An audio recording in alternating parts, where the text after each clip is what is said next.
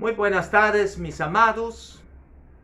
El mensaje de hoy está titulado El poder liberador del Señor. Y estamos basándonos en el Evangelio según San Marcos, en el capítulo 5. Y vamos a estudiar hoy una porción bastante larga del versículo 1 al 20. Y ese pasaje bíblico también está conocido como el endemoniado gadareno. Y vamos a ver prácticamente todo ese pasaje porque contiene información muy importante para nosotros hoy, porque la palabra de Dios es viva y eficaz. En el mensaje anterior, mis amados, hemos visto el poder de Jesús sobre las fuerzas de la naturaleza. Jesús calmó una tempestad tan fuerte, tan catastrófica, que causó gran temor en los discípulos. Y tenemos que recordar que 4 de los discípulos eran pescadores experimentados. Pero aún así, en esa situación, se llenaron de temor y recurrieron al Señor Jesús. Tenemos que recordar que el Señor Jesús ha dicho, vamos al otro lado. Él no ha dicho que van a tener un viaje placentero, un viaje rápido, que el agua va a estar calmado. Él nada más dijo, vamos al otro lado. Entonces hoy precisamente veremos la liberación de un hombre poseído de muchos demonios por el poder de Jesús cuando arriba al otro lado. Y vamos enseguida a comenzar con el versículo 1 del Evangelio según San Marcos en el capítulo 5. Vinieron al otro lado del mar, a la región de los Gadarenos. Bueno, la ciudad de Gadara era un área bastante amplio allá al otro lado del mar de Galilea, ¿verdad? Esa región de los Gadarenos. Y la ciudad Gadara, que significa como ciudad, que era como una fortaleza. Y yo tuve el gran privilegio en el año 2018 de hacer una visita a ese hermoso país de Jordania, y fuimos al norte de Jordania, a la provincia de Irbit, a la ciudad de Qais, que es el nombre moderno ahora de Gadara. Y Gadara era una de las 10 ciudades de Decápolis. Y vimos las ruinas de esa ciudad. Y yo estuve en este lugar a 3 kilómetros de la frontera de Jordania con Palestina, que hoy es Israel, obviamente, y Siria. Se puede ver los altos de Golán, y yo vi el mar de Galilea a una distancia de 6 kilómetros. Yo estaba encima de una meseta, la bajada a 3 kilómetros a un valle, ahí está la frontera con Israel, Palestina, y luego 3 kilómetros más y está el mar de Galilea. Fue impresionante porque por supuesto uno se recuerda en todo momento el relato bíblico del endemoniado gadareno. Muy bien, entonces aquí efectivamente dice el versículo 1 que vinieron al otro lado del mar, atravesaron esa tempestad. Por supuesto hemos visto en el mensaje anterior que Jesús calmó esa tempestad y llegaron entonces al otro lado. Versículo 2. Y cuando salió él de la barca, enseguida vino a su encuentro de los sepulcros un hombre con un espíritu inmundo. Fíjense, eso está tremendo.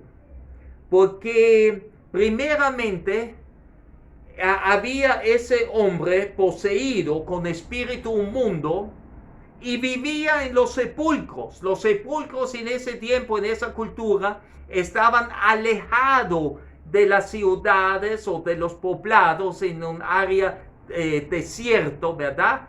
Porque el contacto con sepulcros supuestamente estaba contaminando. Y entonces en ese ambiente de contaminación vivió ese hombre que estaba poseído con un espíritu inmundo. Y obviamente eso es el ambiente que el enemigo, Satanás, que es el gobernador de los espíritus inmundos, lo tiene preparado para las almas poseídos. Entonces, obviamente los demonios llevan a las personas a la contaminación. Versículo 3. ¿Y por qué lo mantienen a esa área inmundo y contaminante? Para mantenerlos bajo su poder, ¿verdad? Porque también el pecado contamina al hombre. Entonces ahí tenemos un paralelismo que vamos a ver más adelante en la aplicación y en la enseñanza. Versículo 3. Ese hombre con un espíritu inmundo, ¿verdad?, que tenía su morada en los sepulcros y nadie podía atarle ni aun con cadenas. Fíjense esa fuerza increíble, impresionante de ese hombre que ciertamente, como estaba poseída, estaba fuera de sí y nadie lo puede dominar, nadie lo pudo atar ni con cadenas. El poder del diablo es grande y existe, ¿verdad? Versículo 4. Porque muchas veces había sido atado con grillos y cadenas, mas las cadenas habían sido hechos pedazos por él y desmenuzados los grillos y nadie le podía dominar. Eso, él era indomable, era como un animal salvaje. Imagínense, primeramente vivía en los sepulcros y luego tenía tanta fuerza sobrenatural prácticamente que ni grilletes, ni cadenas, ni ninguna soga podía retenerlo. Y vemos entonces ahora en el versículo 5. Y siempre de día y de noche andaba dando voces en los montes y en los sepulcros e hiriéndose con piedras. Él era prácticamente el terror del vecindario, ¿verdad? Yo me imagino cómo estaba gritando sonidos que no se puede imitar, me imagino. Salía del sepulcro, se metía día y noche. Parece el hombre no dormía, como estaba poseído de Satanás. Satanás no duerme. Satanás es 24/7, ¿verdad? Ni pide licencia ni va al seguro social.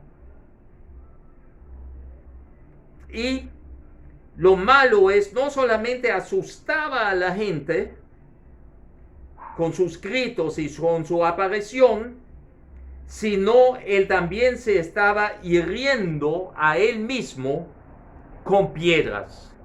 Ciertamente yo sospecho que esas piedras han sido piedras con cierto filo, y él se cortaba y él se golpeaba y me imagino que sangraba, una imagen muy deplorable, ¿verdad? Entonces era un peligro para los demás y para él mismo, porque se hirió con esa piedra a él mismo. Pero fíjense, el versículo 6. cuando vio pues a Jesús de lejos, corrió y se arrodilló ante él. En otra ocasión él corrió hacia personas para asustarlos, para gritar, para hacer esos gritos, ¿verdad? Y para lastimarse. Pero en este caso, él siente la presencia y el poder de un ser superior. Obviamente tenemos que recordar que él estaba poseído de un espíritu inmundo. Y ahora él corre, ese personaje corre hacia Jesús y ocurre lo sorprendente. Se arrodilla antes de él. Yo siento que tal vez no era tanto un arrodillamiento o se arrodilló por reverencia, sino ese poder superior de Jesús lo obligó. Invisiblemente la mano de Jesús con su divinidad lo obligó a arrodillarse. Y fíjense enseguida la reacción del espíritu inmundo. Versículo 7. Y clamando a gran voz, dijo: ¿Qué tienes conmigo, Jesús, hijos del Dios Altísimo? Te conjuro por Dios que no me atormentes. Fíjense qué impresionante. Hemos visto en los mensajes anteriores, en los capítulos anteriores en San Marcos, ya una oposición de los judíos, de los fariseos, ¿verdad?, contra Jesús. Y tiene que ser un espíritu inmundo. Y no es la primera ocasión en Marcos que lo hemos visto, que reconoce la divinidad del Señor Jesús. Y le dice: ¿qué tienes conmigo? ¿Por qué te metes conmigo? Está asustado, porque él sabe quién es Jesús. Porque Jesús, hijo del Dios Altísimo, hijo de un ser más alto, más potente que yo. Y fíjense el atrevimiento. Te conjuro por Dios, te ruego por Dios, te suplico por Dios que no me atormentes. Y esa palabra conjuro ya lo hemos visto anteriormente en el Evangelio según San Mateo, en el capítulo 26, en el versículo 63. Cuando Jesús estaba antes del concilio, fíjense las palabras de Caifás.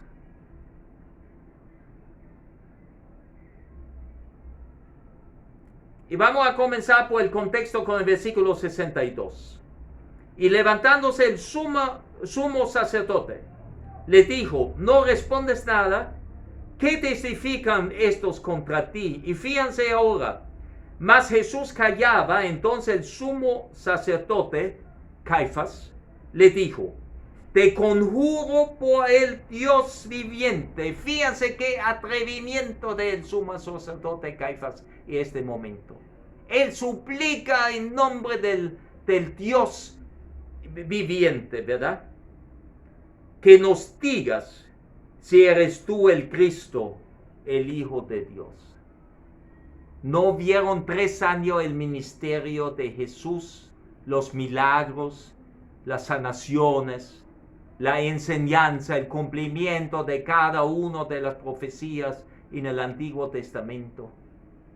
Que Jesús era el Mesías prometido. Pero fíjense, ahí también vemos la palabra conjuro. Y obviamente vemos también ese miedo de ese espíritu inmundo, ¿verdad? Cuando dice, ¿qué tienes conmigo? ¿Por qué te metes conmigo? Fíjense, en el capítulo 1 del Evangelio según San Marcos, en los capítulos 23 y 24, vemos también la sanación y la liberación de un hombre que tenía un espíritu inmundo. Y esa sanación ocurre en el día de reposo, cuando Jesús entra a la sinagoga. Porque dice aquí en los versículos 23 y 24 del capítulo 1 del Evangelio según San Marcos: pero había en la sinagoga de ellos un hombre con espíritu inmundo que dio voces, diciendo: ¿qué tienes con nosotros, Jesús Nazareno? Otro espíritu inmundo que reconoce al Señor Jesús, esta vez como Nazareno, el Mesías prometido y profetizado. ¿Has venido para destruirnos? Está asustado también. Él sabe que es del poder del Señor Jesús, que sus horas dentro de ese hombre están contadas. Él sabe el poder superior de Dios y del Señor Jesús como Dios Hijo nacido hombre. Y fíjense, reconoce lo que no hicieron nunca los fariseos, los herodianos, los saduceos.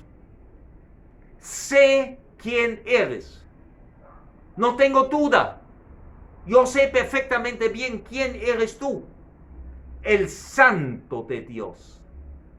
Fíjense, los demonios inmundos saben perfectamente bien quién es Señor, quién es Jesucristo. Y temblan y temen a Dios. Ellos reconocen la divinidad de Jesús. Y lo quiero llevar también al Evangelio según San Lucas, en el capítulo 4, en el versículo 41, también vemos el relato del espíritu inmundo allá en la sinagoga de este hombre que hemos visto en San Marcos 1. En el versículo 41, porque después de ese milagro, Jesús hizo otros milagros. Por ejemplo, sanó a la suegra de Pedro y sanó muchos enfermos durante todo el día, y nada más poniendo las manos sobre cada uno de ellos lo sanaba. Entonces dice el versículo 41, también salían demonios de muchos, dando voces y diciendo: tú eres el Hijo de Dios. Reconocimiento de cada espíritu inmundo expulsado, reconoció a Jesús como el Hijo de Dios, el Santo de Dios. Pero fíjense qué hace Jesús. Obviamente a Jesús no le conviene que los espíritus inmundos le hacen propaganda, que sean los voceros de él. Entonces, pero él los reprendía y no les dejaba hablar porque sabían que él era el Cristo. Obviamente, pero lo reconocieron. El poder del Señor Jesús. Muy bien. En el versículo 8, si volvemos a nuestro texto del día de hoy, en el capítulo 5 de San Marcos, vemos entonces palabra de mando de parte del Señor Jesús. Porque le decía, inmediatamente después que el espíritu inmundo manifestaba su temor. ¿Qué tienes conmigo? Si ya yo sé quién eres, no te metas conmigo ya. Pero, ¿qué dice el Señor Jesús? Porque le decía, sal de este hombre, espíritu inmundo. Una orden precisa, específica. Y luego ocurre algo interesante. Jesús conversa con el espíritu inmundo. Porque el versículo 9 nos enseña, y le preguntó, ¿cómo te llamas? Y respondió diciendo, Legión me llamo, porque somos muchos. Bueno, aquí es algo interesante. Una legión en el ejército romano eran aproximadamente 6,000 personas. Y ese espíritu inmundo dice, primeramente se llama legión, que pareciera ser como un sistema paramilitar, un sistema de orden entre los espíritus inmundos. Y dice adicionalmente, porque somos muchos, no estoy yo solo. Me llamo legión porque somos muchos. En comparación, 6,000 personas, una legión de los soldados romanos. Imagínense el poder y la cantidad de demonios que estaban en ese pobre hombre. Pero fíjense, sigue otra vez la petición o un ruego de parte del espíritu inmundo. Y le rogaba mucho que no los enviase fuera de ella región. Les gustaba mucho a esos espíritus inmundos el área de los gadarenos. Se sentían bien, ¿verdad? Pero fíjense, ahí vemos que los espíritus inmundos, ni Satanás, son omnipotentes. No tienen el poder de Cristo, de Jesús, ni de Dios. Y lo reconocen y le ruegan, no nos mande por favor lejos. Estaba ahí cerca del monte un gran hato de cerdos paciendo. Y sabemos que los cerdos eran animales inmundos para los judíos, ¿verdad? Y en el versículo 12 aquí dice, le rogaron todos los demonios, eso toda la legión, diciendo, envíanos a los cerdos para que entremos en ellos. Ellos aceptaron, como eran espíritu inmundo, que Jesús los manda dentro de esos animales inmundos que eran los cerdos. Pensaron que el Señor Jesús le iba a dar permiso para seguir viviendo dentro, aunque sea dentro de los cerdos. Y fíjense, versículo 13. Y luego Jesús les dio permiso. Sí, él tenía el poder y permitió. Y saliendo aquellos espíritus inmundos entraron en los cerdos, los cuales eran como 2,000. Y el hato se precipitó en el mar por un despeñadero y en el mar se ahogaron. Obviamente, el Dios Santo, el Señor Jesús, no puede convivir con espíritus inmundos. Y fíjense verdaderamente la gran cantidad de espíritus inmundos que estaban en ese hombre, bajo el espíritu con nombre legión, que entraron en 2,000 cerdos, pero se cayeron por un abismo, cayeron al mar de Galilea, obviamente, y se ahogaron. Versículo 14. Y los que apacentaban los cerdos huyeron y dieron aviso en la ciudad y en los campos, y salieron a ver qué era aquello que había sucedido. Imagínense el impacto. Ya solamente que un hato de 2,000 cerdos caen al mar y se ahogan. Esa obviamente un evento impresionante para el dueño o para los dueños de los cerdos, una pérdida económica muy, muy grande, sí es cierto. Pero la gente estaba asustado, estaba impresionado, ¿verdad? Y querían ver qué pasó. ¿Por qué? ¿Por qué se perdieron esos 2,000 cerdos, verdad? Y versículo 15. Vienen a Jesús y ven al que había sido atormentado del demonio y que había tenido la legión sentado, vestido y en su juicio cabal, y tuvieron miedo. Enseguida se acercaron donde Jesús. Ellos vieron o sospecharon que él estaba ahí. Escucharon, tal vez fueron testigos de la conversación entre Jesús y el espíritu inmundo. Pero lo más que les impresionaba era que todo el mundo reconocía, o conocía, mejor dicho, ese hombre poseído, el endemoniado. Y ahora lo ven bañado, afeitado, peinado, bien vestido, cuerdo, dentro de su cabal, ¿verdad? En su juicio cabal.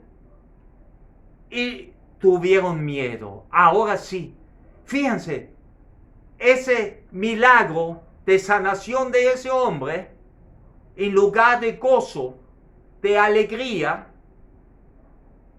que lo lleva a la paz y adorar al Dios verdadero, reconociendo a Jesús como Salvador, como el Mesías profetizado, tuvieron miedo, tuvieron temor. Versículo 16. Fíjense, con ese cambio de aspecto del endemoniado, que ya no era un endemoniado, sino cambió. Podemos decir que nació como nuevo, ¿verdad? Eso me recuerda en el Evangelio según San Lucas, en el capítulo 15. San Lucas 15, en el versículo 17. Eso es el relato de la parábola del hijo pródigo, que también salió de su papá, le pidió la mitad de la herencia que le tocaba, lo gastaba, estaba en la ruina, dormía con los cerdos precisamente. Pero fíjense, y volviendo en sí, o sea, él también regresó a la normalidad, vamos a decirlo así. Y cuando el hijo pródigo, aquí volviendo en sí, dijo: ¿cuántos jornaleros en casa de mi padre tienen abundancia de pan y yo aquí perezco de hambre? Eso recapacitó. Y ciertamente eso pasa a todos que somos rescatados del demonio, de la muerte segura, porque la paga del pecado es muerte, ¿verdad? Y aquí hay mucho paralelismo, ¿verdad? Pero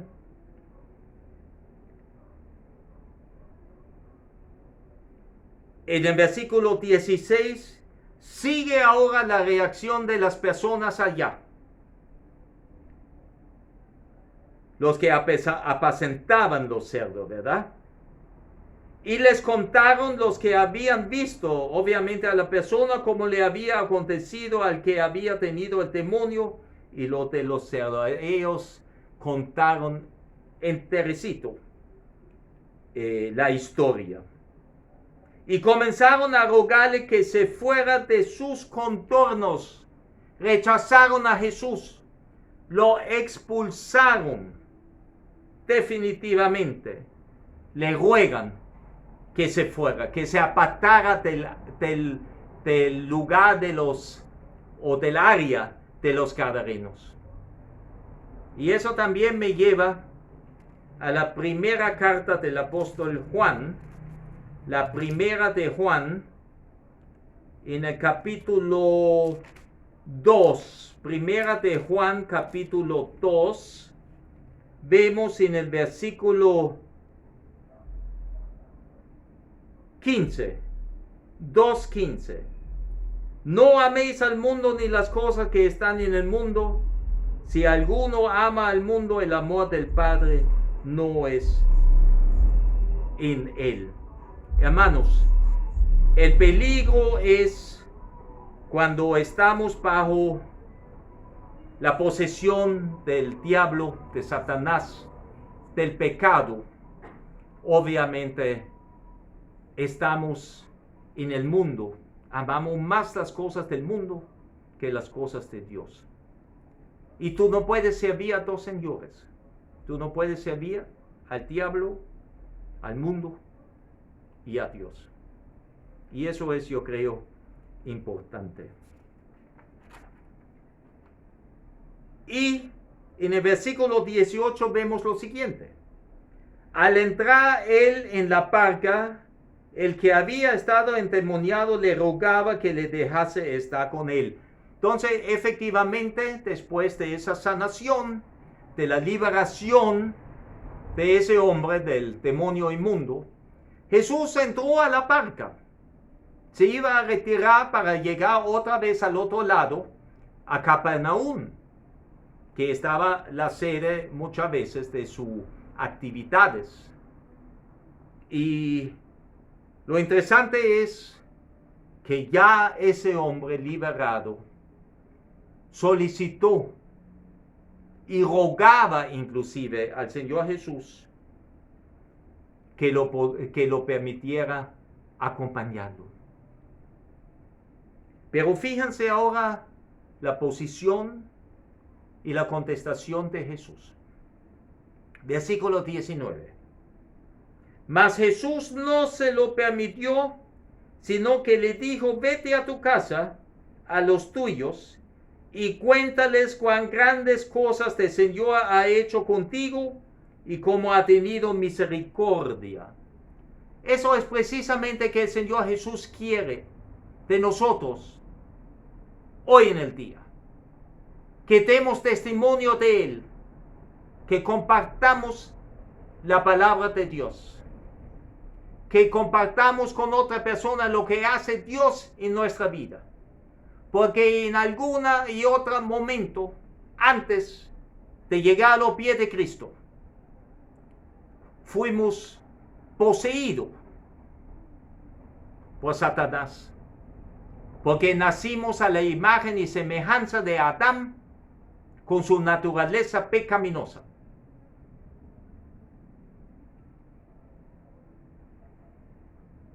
Tuvimos que arrepentirnos y aceptar al Señor Jesucristo como nuestro Salvador personal y Señor.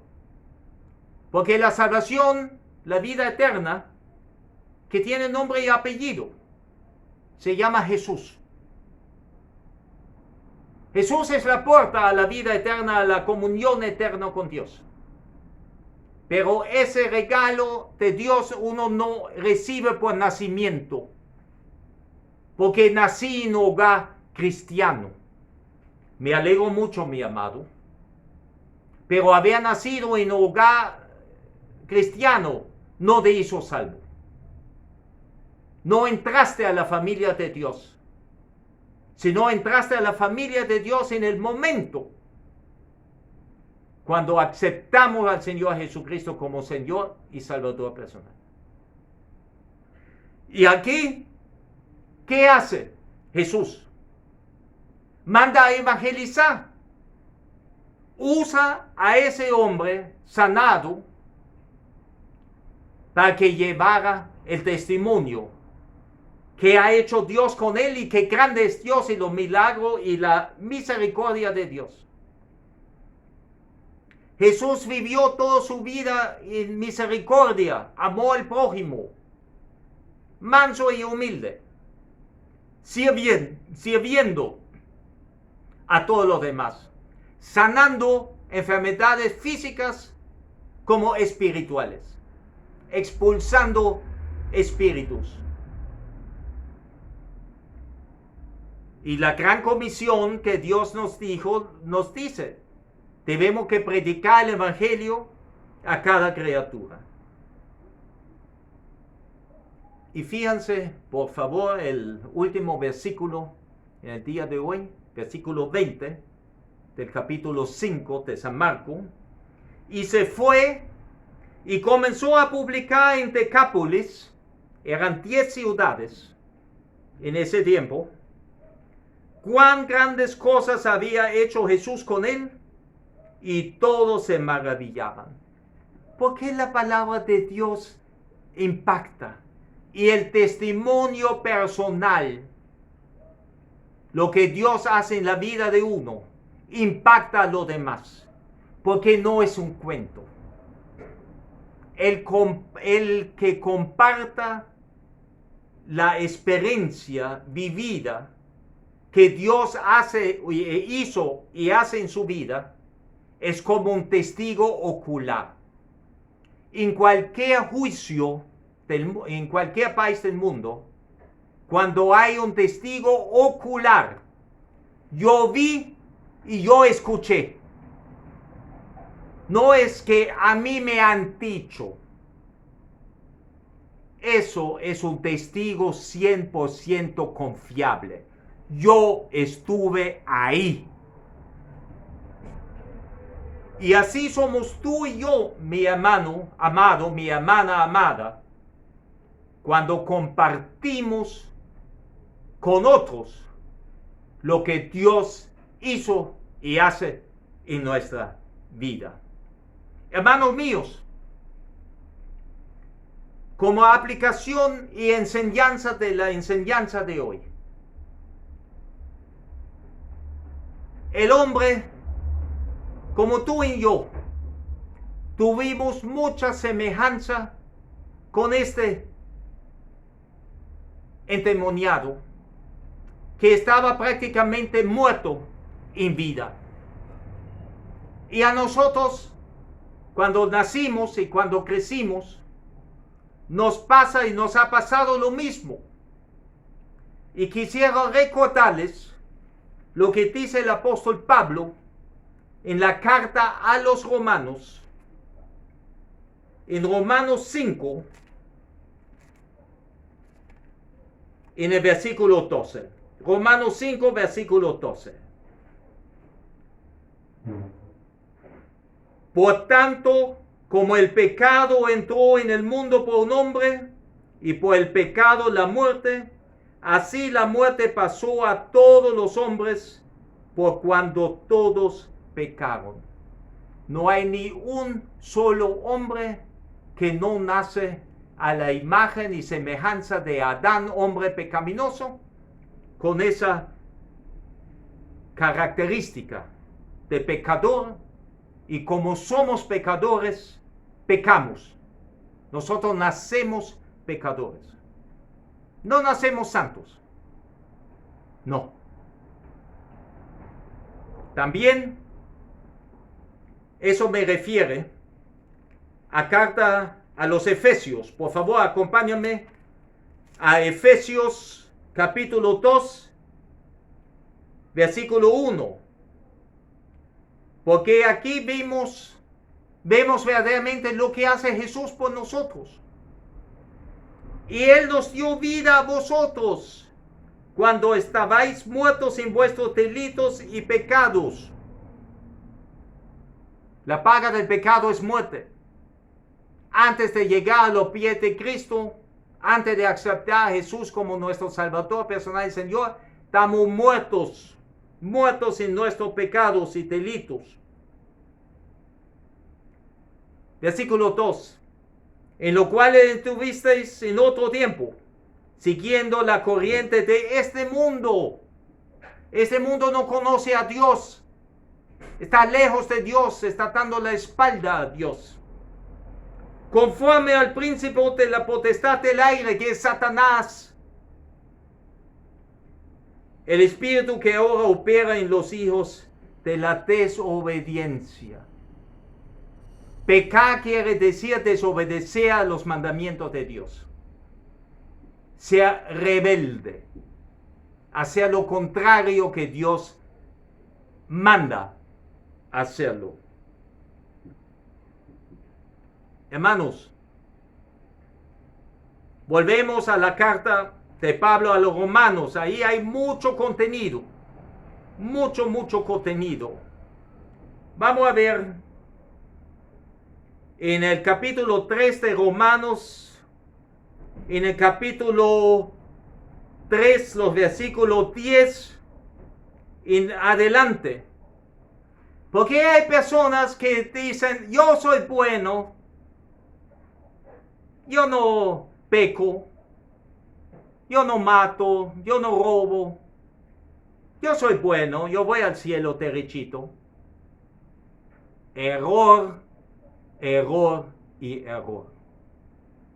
Dice la palabra de Dios en la carta de los Romanos, versículo 10 en adelante del capítulo 3. Como está escrito, no hay justo ni aun uno. No hay quien entienda.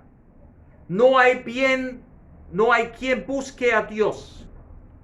Todos se desviaron. A una se hicieron inútiles. No hay quien haga lo bueno. No hay ni siquiera uno. Esto está pasado en el Salmo 14 y en el Salmo 53. Para que vean. Pero fíjense. Hay religiones que predican que todo ser humano va al cielo con Dios. Hay otros que dicen, no importa la religión que tú confiesas, todo es el mismo Dios. Todos vamos al mismo lugar.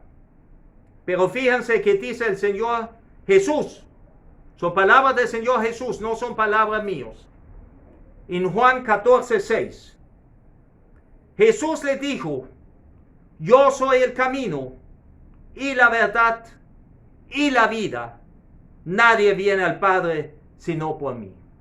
Ninguna religión que no reconoce al Señor Jesús como Dios Hijo, nacido hombre, el Salvador, el Mesías profetizado, que murió en la cruz, que derramó con su preciosa sangre y lavó con esa preciosa sangre al pecado del mundo y resucitó al tercer día, puede llegar a Dios, al Dios verdadero. Y también, ¿qué dijo Pablo a Timoteo en la primera carta a ese joven pastor, al discípulo de él? Primera Timoteo, capítulo 2, versículo 5. Porque hay un solo Dios y un solo mediador entre Dios y los hombres, Jesucristo hombre. ¿Hay algo que queda en duda después de ese versículo bíblico? ¿Quién es el único mediador entre el hombre y Dios? Jesús. No hay otro. Por eso él dice en Juan 14:6, yo soy el camino, el único camino y la vida, y la verdad y la vida. Nadie llega al Padre sino por mí. Y para que aprendamos muy bien los pasos de seguir para asegurarnos de seamos hijos de Dios. Y el día postrero vamos a estar en la comunión interna con Dios, en la comunión eterna, ¿verdad? Vamos entonces al Evangelio Juan, el Evangelio según San Juan, en el capítulo 1, y en el versículo 12, dice lo siguiente: mas a todos los que le recibieron, a los que creen en su nombre, les dio potestad de ser hechos hijos de Dios.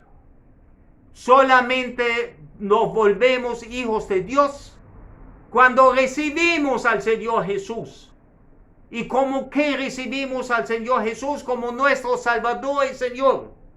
Porque creemos en su nombre, creemos en todo su ministerio, creemos en todo lo que Él ha hecho por nosotros, mis amados. No es por otra situación. Y para terminar, en la carta a los romanos, mis amados, en el capítulo 10, la palabra nos enseña qué pasos tenemos que seguir para llegar a esa relación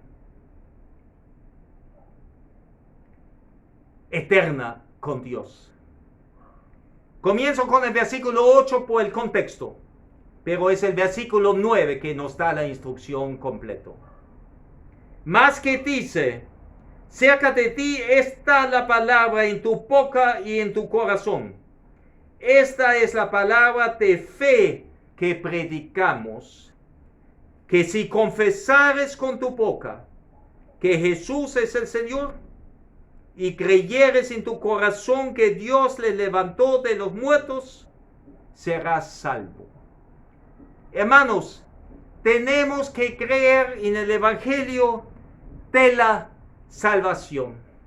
Y el Evangelio de la salvación que debemos que compartir es que Jesús murió en la cruz por ti y por mí, por el pecado del mundo, como cordero sin mancha que quita el pecado del mundo. Ahí venció al diablo. Ahí venció al pecado.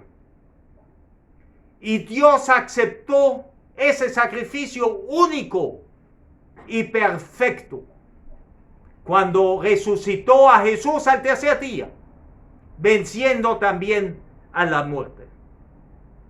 Entonces, como a nosotros en Panamá nos gusta el boxeo, podemos decir: Jesucristo es campeón de 2 peleas ganados, 0 perdidos.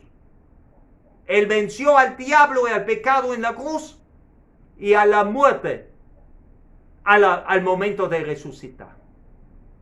Hermanos, oramos. Gracias, Padre Santo, te damos una vez más por tu hermosa palabra, por esa hermosa palabra que es fundamento de nuestra fe. Gracias por habernos dado a tu Hijo como regalo, como Salvador, que ha hecho todo para que nosotros podamos gozar en el día postrero y venidero contigo, en tu presencia. Gracias por habernos dado la posibilidad de ser hechos hijos tuyos. En el nombre de Jesús oro. Amén y amén. Pero amado, ahora también voy a orar por aquella persona que está escuchando en este momento este mensaje pastoral y que se va a arrepentir y va a aceptar en este momento a Jesucristo como su Salvador y Señor. Voy a orar por esa persona, porque ahí va a haber una persona que en este momento lo va a hacer. Asegurarse su futuro en la presencia eterna con Dios. Padre Santo, te damos gracias en todo momento. Sea lo que tengamos o sea que sea nuestra situación.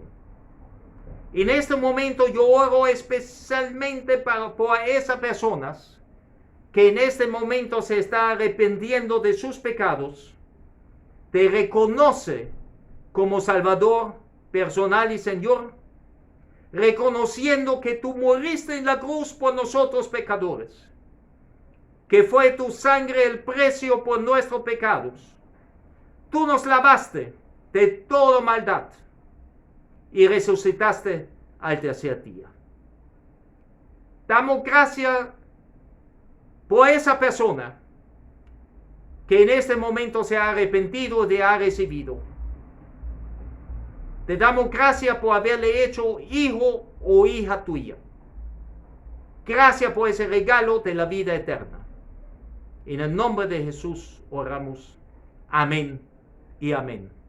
Y para terminar, mis hermanos, una vez más, los exhorto de participar en la gran comisión.